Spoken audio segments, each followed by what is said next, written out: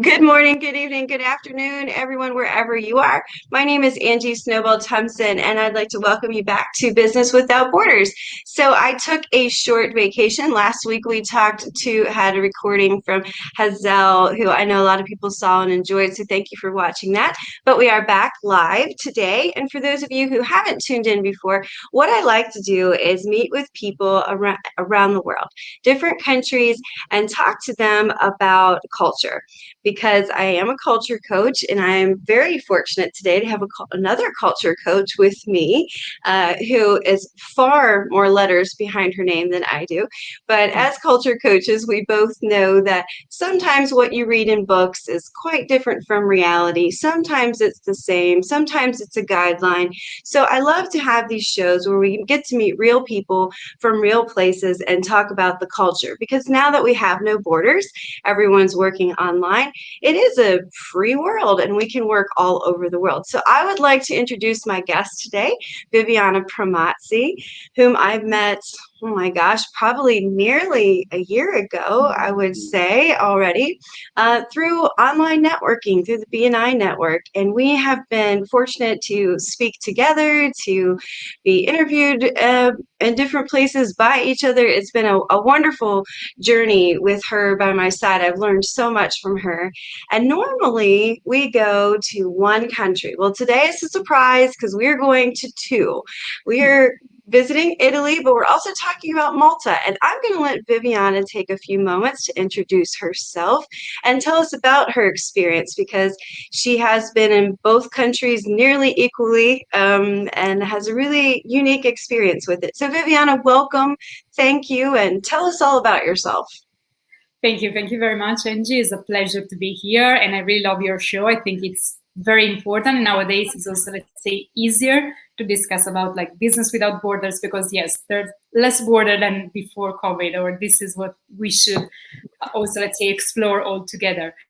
Yeah, it sounds funny that I can talk about like two countries, but my life, especially the last year, I would say it's really in between the two countries. So I was like living in Malta. I'm Italian. I was living in Malta. Then for COVID, I was now between Italy and Malta, because also my flight was canceled a few times. And then I was like finally back and working as a cultural coach. As you said, this is also, let's say, my work.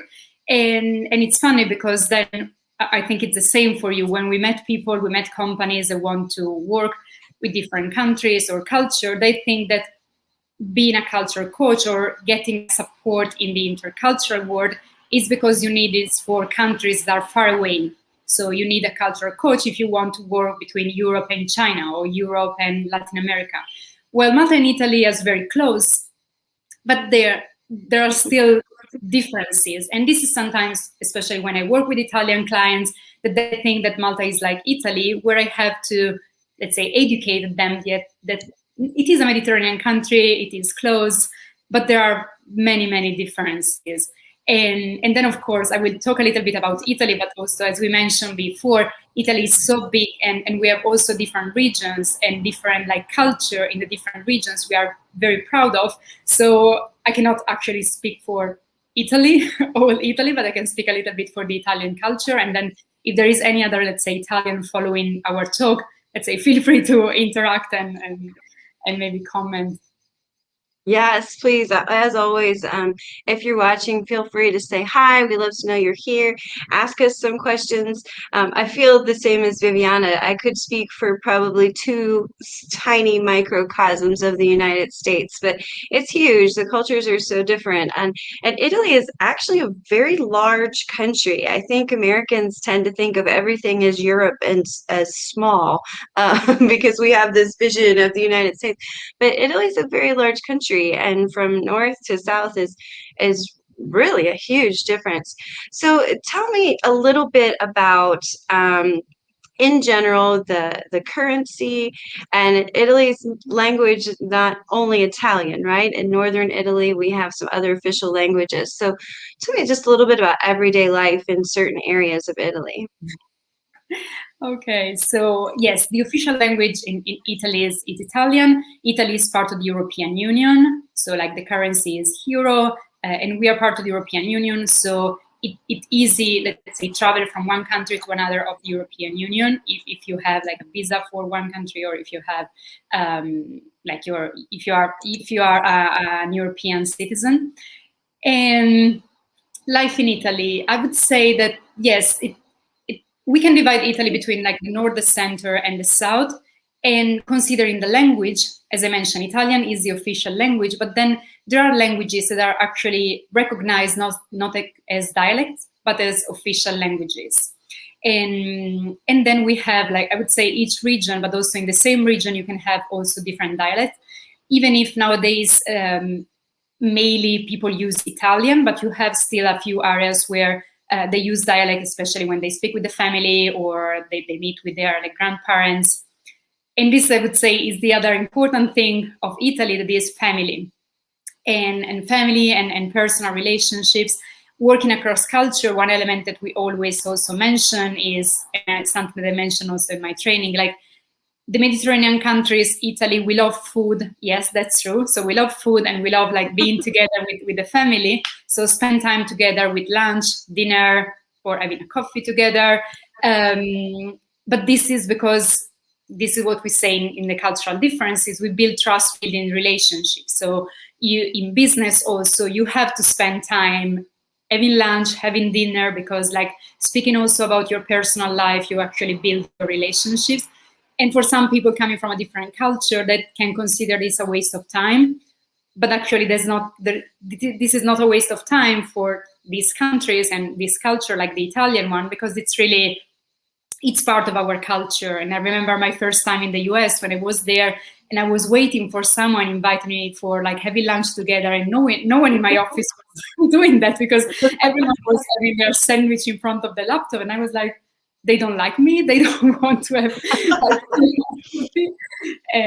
and then this is, I would say, it's something very, very important.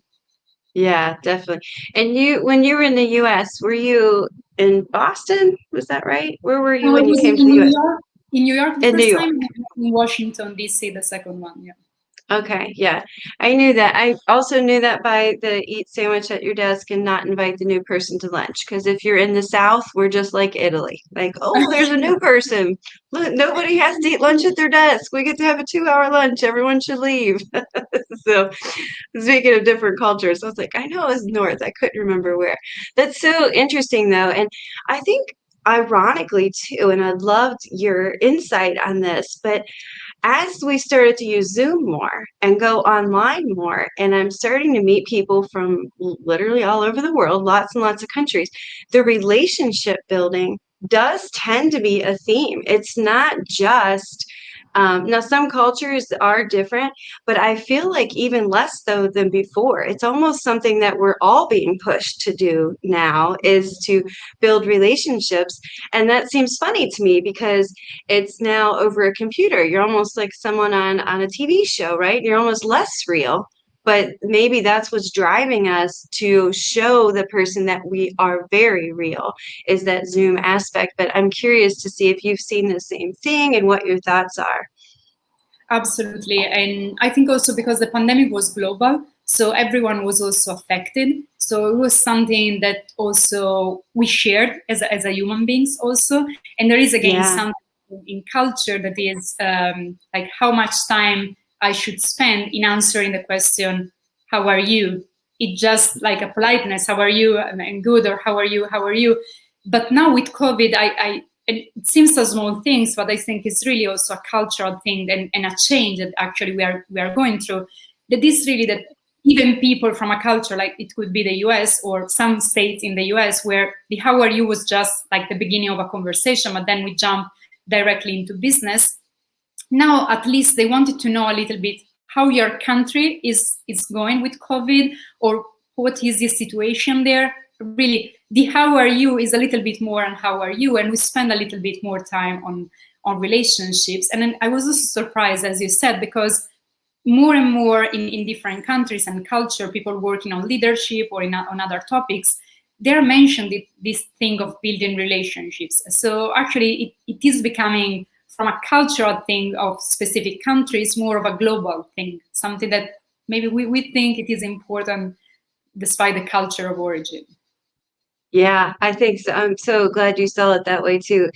Honestly, this COVID, it's been absolutely devastating to the world, but in some ways, it's been a cultural enthusiast's playground because there's just been so many changes and so many shifts. The things that took thousands of years that didn't change, all of a sudden you start to see, wow, this culture's not supposed to do that. Why is everyone doing this now? And it's just been really interesting to try and digest and analyze all of these changes, and it's affected because I think in the news too, we always see what's closed economically. We see numbers, horrible numbers. But what we don't see is the cultural shift. What we don't see are how much this has affected us emotionally and affected how not just how we do business, how we do everything, how you react with your family. I know in the United States when things are COVID's over here. So everything's open. There's no mask. Most people are vaccinated, but everything's open. And when things started opening again, I really thought, man, the first thing I'm going to do is run to the beer garden. I'm going to go do something with people. But the first thing I did was spend more time with my family. I was like, oh, I got to go see my family. Oh, I've got to do this. And it's just changed the way I think people think about everything. And those happy hours I used to blow off because I was like, I'm kind of tired. I don't need that one, or this luncheon. I don't really need that. Now I'm really appreciative of every moment that I get to be with someone and build a relationship. So culturally, that's changed a lot, I think, around the world. So where is Italy with COVID and where is Malta with COVID? So Italy is also from, like, I think Monday, we don't have, we cannot not wearing mask outside, places are open, and also like soon also the events will be coming back.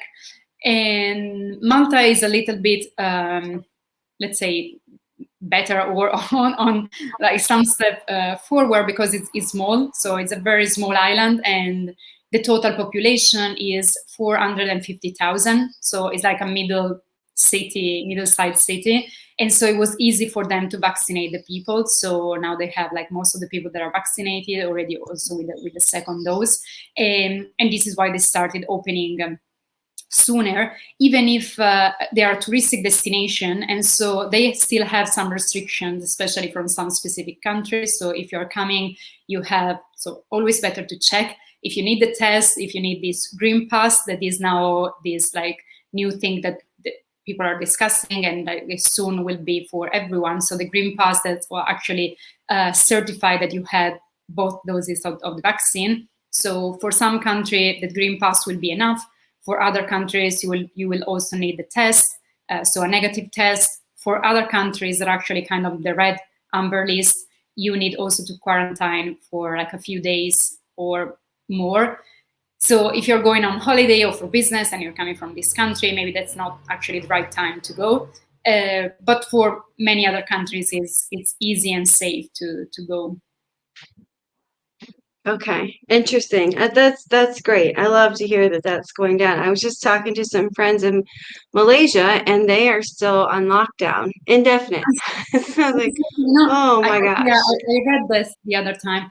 Like it seems that like last year. So I was also discussing with some friends that actually maybe we were more like last year we risked more, because actually then in summer it seems that the COVID was over and we went back to living our life as it never happened.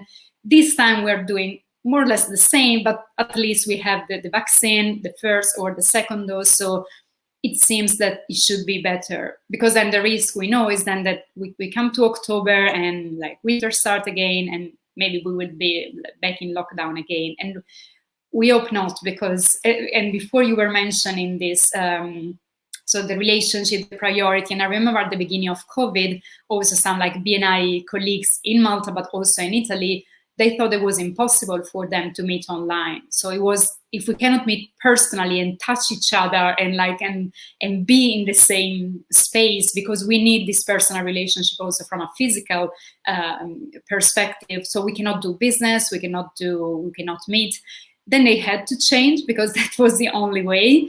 And they Yeah. discovered also, like, different way of doing business. They were meeting people in different countries, but still, I think, and we are not still not in person. We are not having in person meeting, but you can feel that people want to at least to have some social event, even a small thing, but like to meet people again in person, and also to have some priority, as you mentioned. So maybe like family is for sure a priority, and it was for most of us. So after the lockdown or COVID, but also there's something that I now I'm calling the kind of COVID migration. So actually migratory project that changed because of COVID. So people that were living far from home or far from their family that decided to go back temporary to live close to their family, and we have seen this a lot in Italy, in Malta, and not only in Europe. So even people that were like living far, that they decided to go back. I like that term, COVID migration. That's interesting. Yeah, we saw that here too. We saw a lot of expatriates that had to repatriate earlier than expected, and a lot of people not so excited about going back out. Whereas before, it was always like you were kind of vying for that expatriate spot. Now there's a little bit of hesitation on that, so that is very interesting point. I do want to get back to Italy because I know everybody loves Italy, wants to know about it. But Monica is here with us this morning. Good morning, Monica Eckerlein. She is a very loyal watcher. She's always here, wonderfully culturally interested, and she has a question for us. So Monica says, I know Malta, and it is an absolutely beautiful island that I really love to visit, but what business opportunities are there besides tourism? And I think that's a lot of people's questions. A great question, Monica. Viviana, what could you tell us about business opportunities in Malta? Yeah. So I was also mentioning, I think in the comment into one of your posts. So I agree with you, Monica. Malta is beautiful, and I always said it is an hidden gem. They say, and I say it now, also in terms of business opportunities, because actually, and I didn't know this before moving there, so I thought about tourism, and also is a place. So it's an ex-British colony, so English is also the official language. So it's another place in Europe where you can have a lot of English schools and opportunities for like English summer school or winter school. But then also in terms of economic opportunities, so tourism is for sure one of the industry, one of the sector, even if of course with COVID there is now a little bit, so it has suffered at least last year. But then it's also a place where you can find a lot of opportunities in the iGaming industry. And it's interesting because most of these companies are from Scandinavia, so Sweden, Norway, or Finland. And it's interesting also to see the cultural mix there and the impact actually that these companies with their culture, maybe especially linked to sustainability or other like issues that for them are important. They are bringing also this culture and this also they have an impact on the Maltese culture. So for sure, iGaming and gaming online, financial services, and also I would say yes, and this is something new for the island, but also something that I've seen an expansion now, that is more social enterprises. So everything related also to services, but also social services in the care sector. So these are also, I would say, the industry.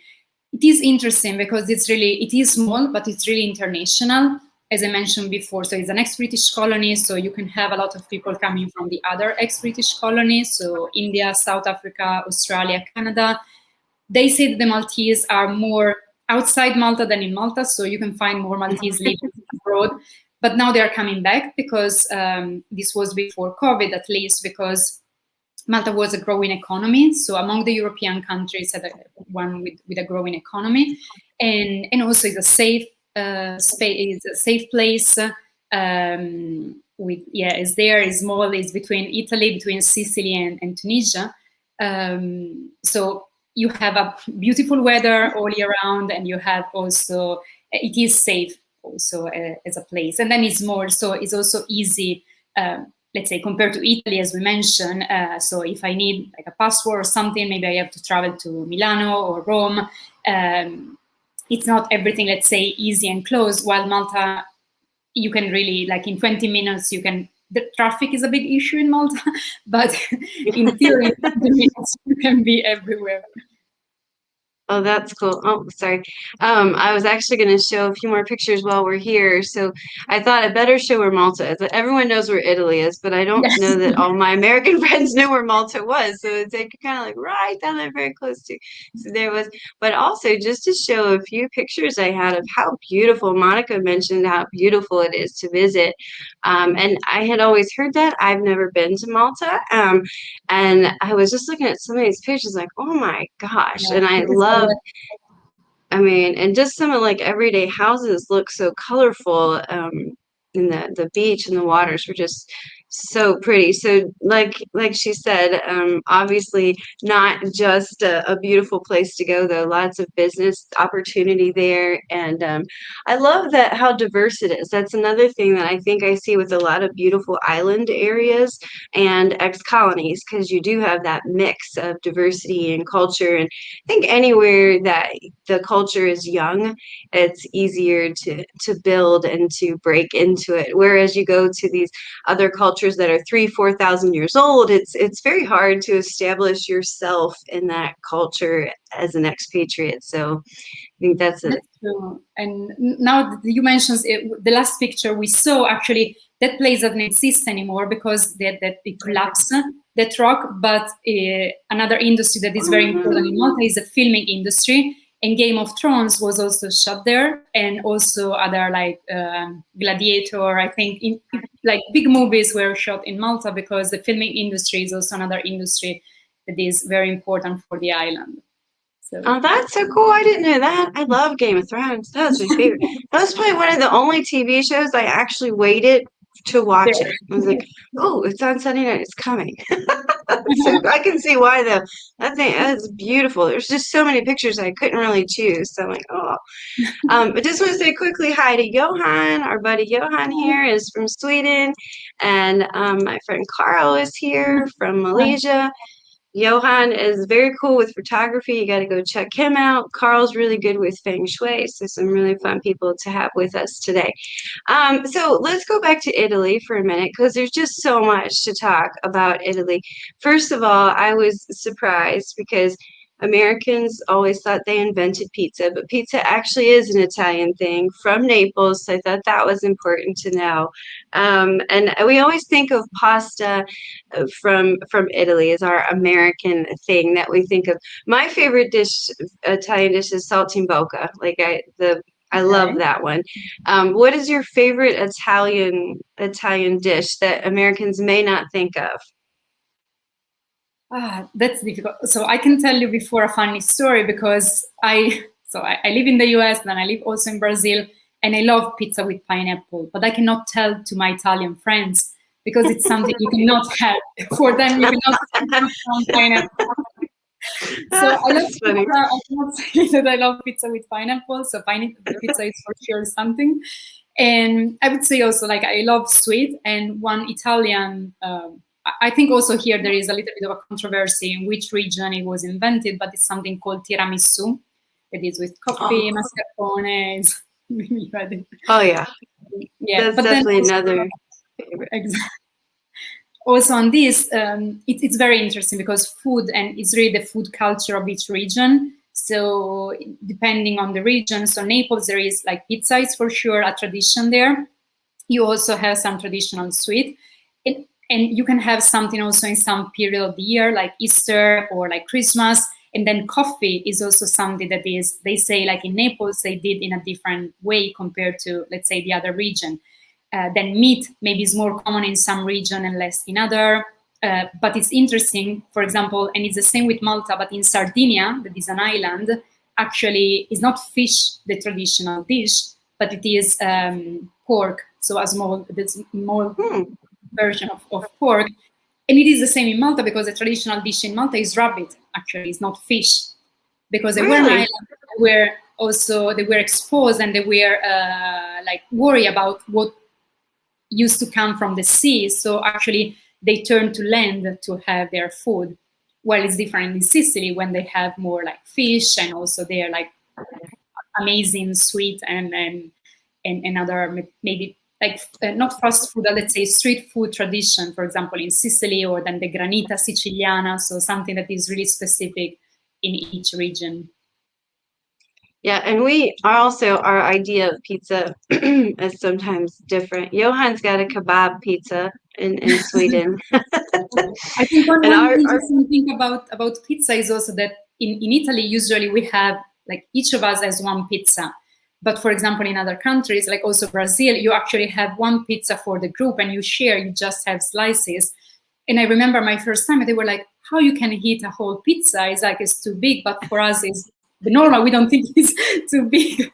So it is too small to have just a few slices of pizza. But you also, in Italy, at least my experience, is you usually have a very, very thin crust.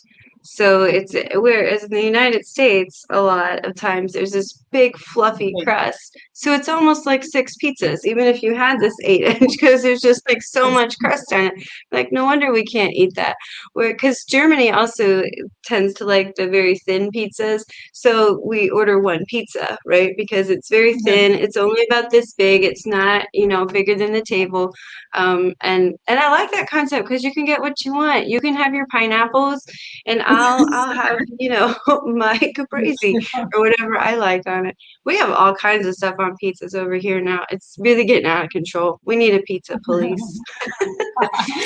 So, real quick, good morning to Deepesh. They love Italian pizza. Thank you, Deepesh, for being with us.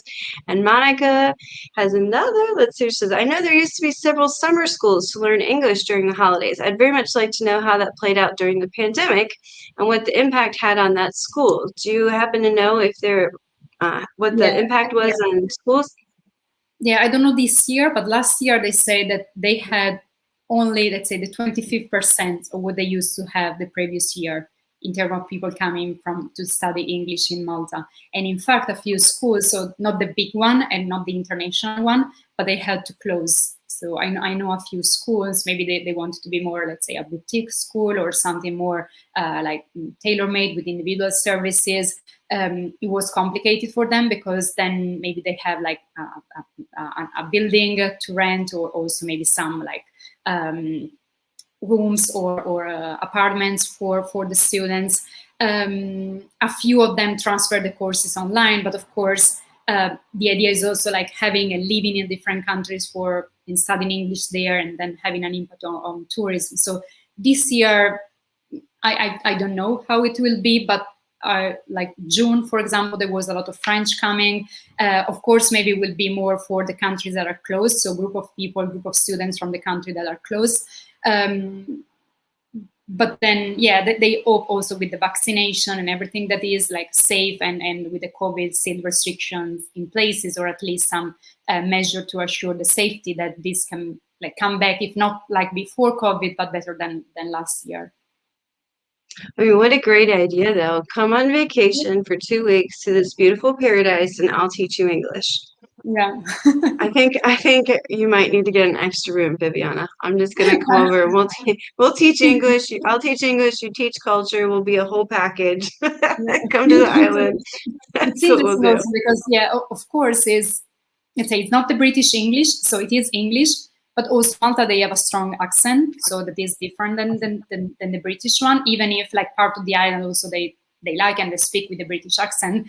But then when people tell me about how are the English schools, and it's funny there because you can really have teachers from all over the world. So my first teacher was from South Africa, the second one was from like Lithuania, and they're all English teachers. So actually it's not only the Maltese accent that then you will learn, but actually you can learn also, let's say, different accent of English. I think I was going to do something else, but I'm glad you brought that up because people have asked me, like, how important is it to have a native speaker? So, I think once you get to a certain level, it is important only because, and you and I have talked about this, there are Yeah. nuances of your own language that you will never be able to explain, no matter how wonderful you did in your master's degree in linguistics. There will always be some no reason why you can break the rule here and you can't break the rule there. There's no reason why we say we all put our pants on the same way. I will put my shirt on the same way. Why does that not work and put my pants on the same way does? I just think, because some cultures do, like we put on our shoes together. I'm like, what the heck does that mean? Put your shoes on together. It means nothing. But those types of things, I think it's important to have a native speaker. But accent wise, I almost am leaning the opposite direction now because there's more international English than there is British English, than there is American English. And I kind of think that international English, because there's more secondary speakers, it's crazy statistics, but that middle piece is almost more important because then you get these Americans that don't understand anyone, even though these guys are speaking English, right? Or the British English, no offense, British people, and I'm sure I'll take a lot of backlash for this, but so many of my students struggle to understand the British English. And they get so excited to have an American teacher who's like, oh my gosh, the British. But to me, it's opposite. To me, the British pronounce things more consistently than Americans do. So I would have thought that'd been easier, but I guess it's harsher compared to an international accent. So I do think having that mix of accents is actually equally important because that's more reality if you're going to work internationally in business. Is this international business English accent, you're going to have to listen harder. it's it's It's just not for the sure. same, you know? Yeah, Yeah, it's crazy. Scott, these like friends of our that a few days ago he said he's from Scotland, and a few days ago when we met together, he said, I know now, I realize going in all these international meetings that I have actually to speak slower because to have people understand. And I know this can be frustrating for native speakers, but yes, we need you to speak a little bit slower because the It's international. true. And I forget it as well. I think we all forget in our own language when we get excited about something. We forget to slow down because we're just like children and we want to get it out. That's funny you mentioned Scott too. Our friend Scott is a magician, Scotland's magician, and I hired him to do a show for my family during the winter. And my nephew is 6, and he says, is that guy speaking Spanish? Because I said he's Scottish, and I guess he just naturally put Spanish together. I said, no, honey, he's speaking English. And he's like, no, he's not.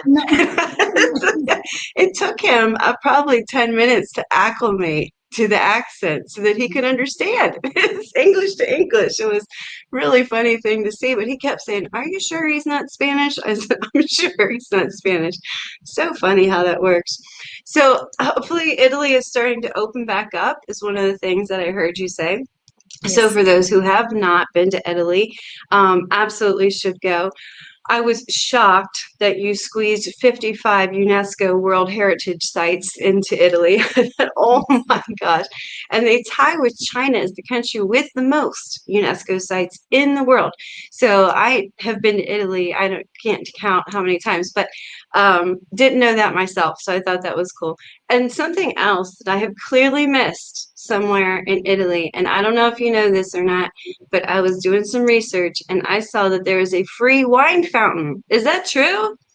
I yet to check, but it seems true, and it's interesting Oh because my it's gosh. on a kind of a trail for pilgrims. So it's connect for let's say religious reason to places, and they thought to put this wine fountain to comfort like the pilgrims on this route. Actually, something recent, but is there, and I'm going to check because now I'm really curious.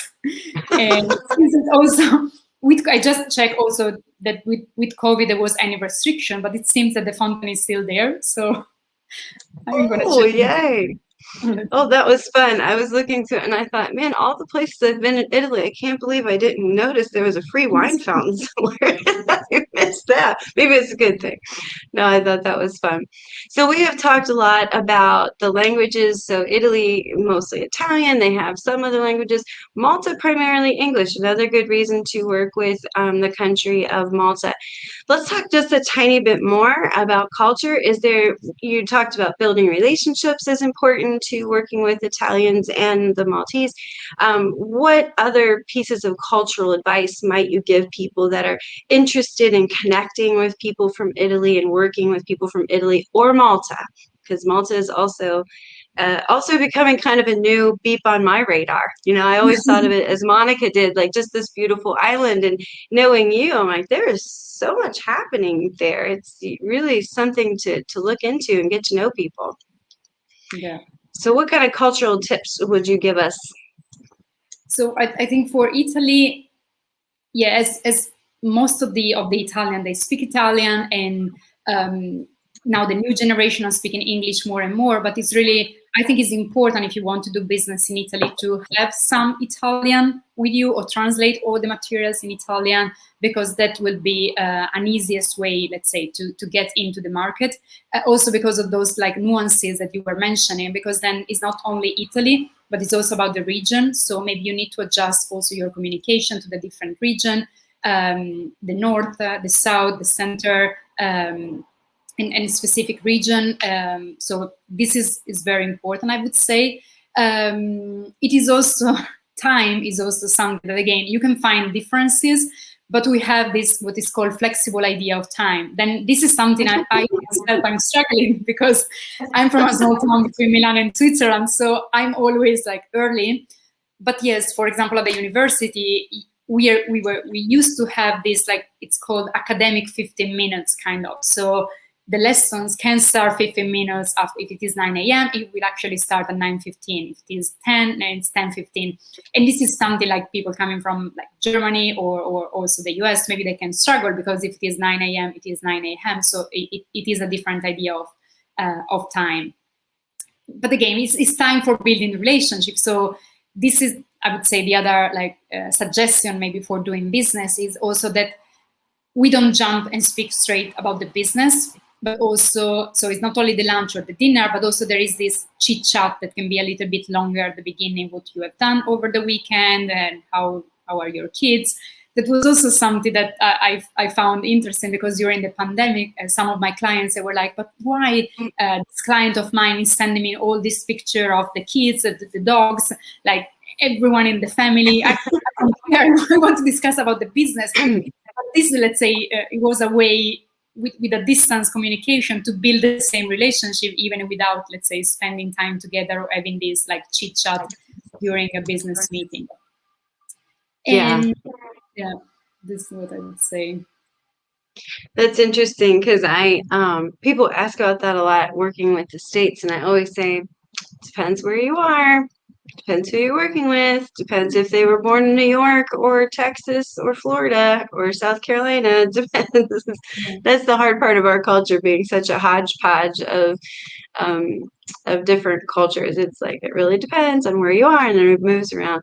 But I do think the really cool part that we came back to several times is that everybody's building relationships, and that's kind of changing. That's really important for everyone. And so even in the past, where I think there weren't so many questions about your family, that COVID thing became a part of why that was an important question. You know, is your family okay? It was a serious question. Whereas before, even in the States, it was like, oh, how's your family? I don't even know if you have one. So I always start, hope they're okay. And I don't really care what the answer. Well, I care because I'm that kind of weird person. But lots of people would ask and say, how's your family? I'm like, I don't even have one. But now it's legit. Like, how are you? I hope your family's well. As we went through that time. And I think it will continue to go down that track, because one of the beautiful things of this silver lining of this terrible thing was, like you said, it happened to the entire world.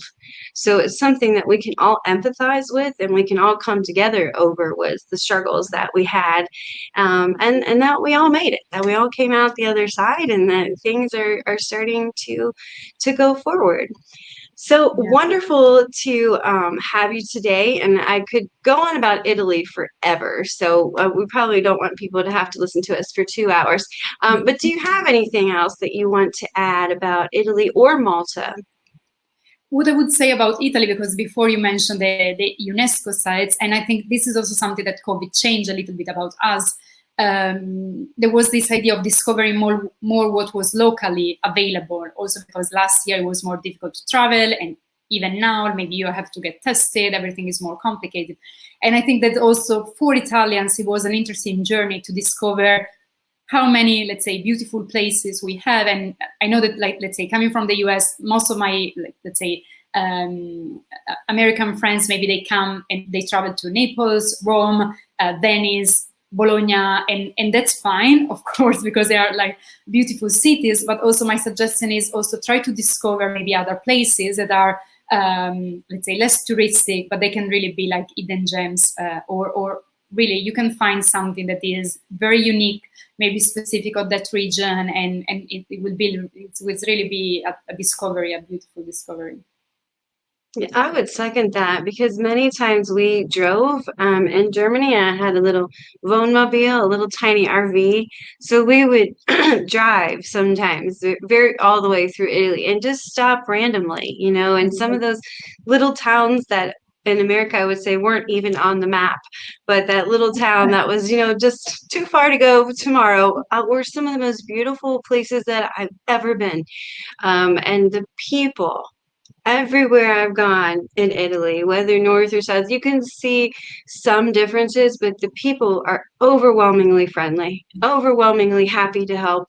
I mean, I probably have 100 words in Italian, and they would get so excited to help me figure something out and go through the menu, and then do you know that and they get excited, and I would just have such a wonderful time traveling in Italy. And every time I go, I'd learn more words because everyone's so friendly and helpful. So we should definitely go to Italy.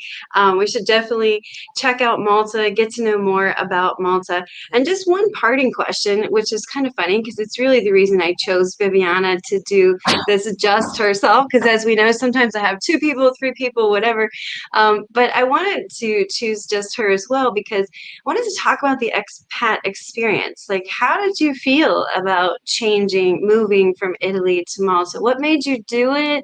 And have you ever felt any of that homesickness or type of, sometimes you feel guilt. I know I did when I lived away. Sometimes I thought, oh man, it's the 4th of July.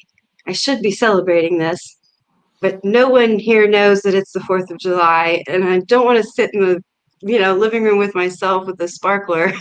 So how did you feel about the expat experience and what advice could you give there? Yeah, so that's so true. Actually, it resonates with me.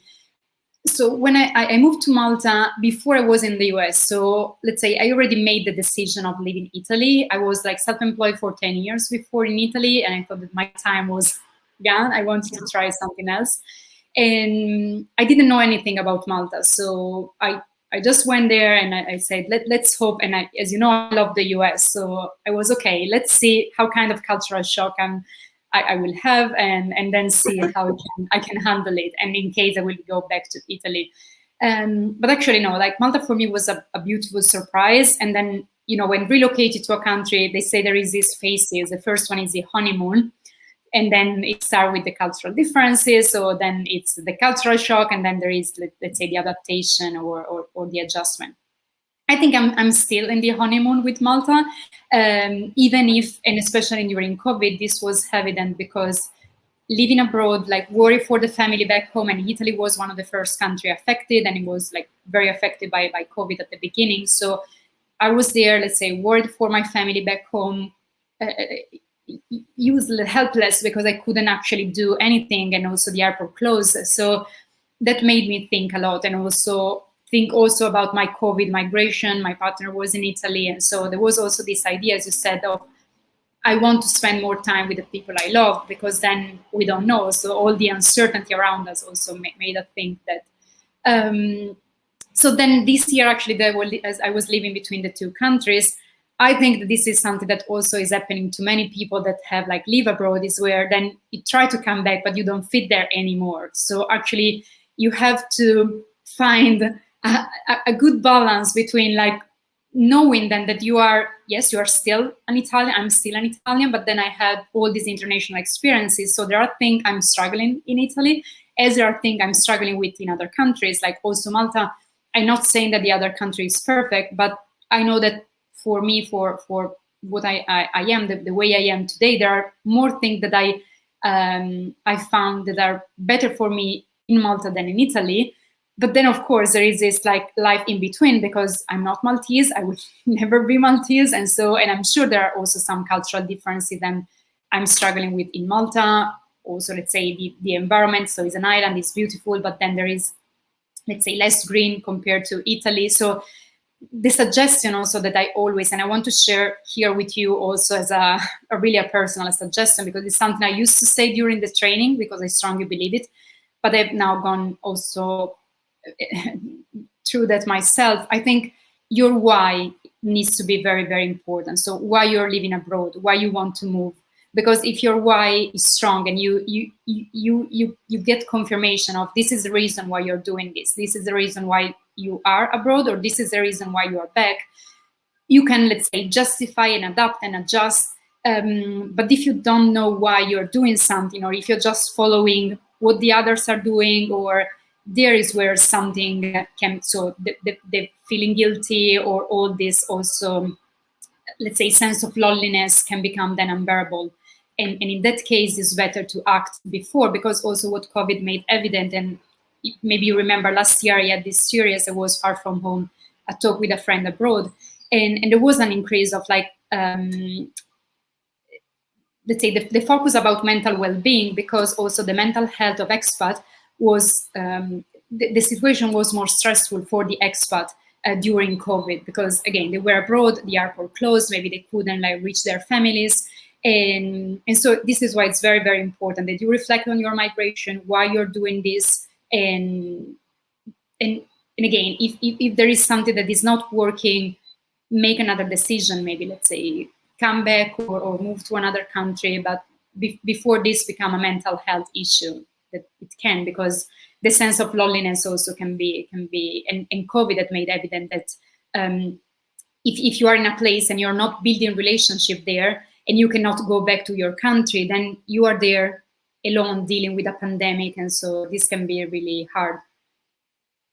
Oh my gosh, that is absolutely perfect. This is, if you're going to move, know your why. I personally felt that as well when I moved to Brussels. I knew my why. I was very confident about being there. I moved to Germany not of my choice. It was with my partner, and I was miserable there. It took me a very long time to become acclimated and want to be there. And I think that was really the part of it. It wasn't my why. Yeah. I didn't have that to fall back on.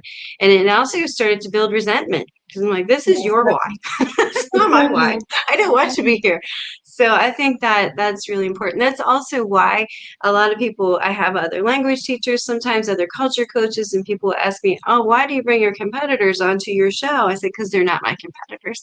I weave my culture into my English lessons, into my messaging strategies and communication strategies. But Viviana has a wealth of knowledge well beyond the cultural experience that I have had and teach. So I highly recommend her if you are moving abroad to have some conversations with her, get to know her experience and everything that she has. And I was going to close on that note, but we did have one more question. So Deepesh asked us, due to the pandemic, has that made people in Italy more aware of online tools? For example, do you think a website is a must for their business, or selling online is more profitable than in stores? Great question, exactly. So this is another important thing when speaking about Italy. So in Italy, maybe you know the big companies like Barilla, Ferrero with Nutella, but then most of the companies in Italy are SMEs, so small and medium companies. So, and maybe they are like with the family managing the company. So I would say it's not only COVID, but it's sometimes the generation. So when the new generation come in, maybe they want and they understand that you need to have a website, and also then selling online can be more profitable. So I would say yes, COVID is something that for sure have made some businesses thinking about this. Working also on import-export, I think that sometimes there is this arrogance of the Italian companies that is like, we have a made in Italy product, so we don't need anything else to sell it. While you need something else. And it's not only a website, because sometimes they have a website, but it's only in Italian. So there is where we, or with NG, and we come in, and it's like also we translate to English or any other language of the country you want to sell. But then also you need to adjust to the culture, because you can have your beautiful, let's say, made in Italy product, but sometimes you have to adjust it to the other culture. And if you remember, for example, even a big brand like Dolce Gabbana, they did like that big mistake in China when they did that advertisement. There was then a backlash for them, and so this is why it's very important. Yeah, not only having a website or using the technology, but also I would say having both, so the technology and the culture, and make the cultural adjustment, especially when you want to work with other countries. Wow, well, I'm so glad we got that last question because that's an advertisement for me. That's a lot what, and Deepesh does websites, and so I'm sure that's why he's asking. He can help with online stores and things like that. But I can help people, and I do help people like Deepesh and Brian. I do a lot in Mexico of looking at the websites that have already been translated to English, and you would be surprised. Some of them just need to be rewritten. It's not just the wrong. It's like you said with Dolce and Gabbana. I read one the other day, and it just sounded like Mexican slaves were making necklaces for me. I'm like, what? This is a terrible website. This is awful. And they're like, no, look, I translated it. I'm like, well, I think that has a different meaning. So we had to change everything because the intent was just to say that these hardworking people from Mexico want to share their passion and the result of this passionate product with you. But it came out totally wrong. I was like, what? No, we left that. It was terribly culturally offensive. So these types of things are really important to have culture coaches and language coaches with you, communication coaches, because when you do get your new websites and things with Deepesh or whomever you go with, then you need to make sure you're saying the right things. Doesn't matter how great your SEO is if you bring all these people here and you say something offensive. So as the world has less and less borders and it's easier to work globally, that's something to keep in mind.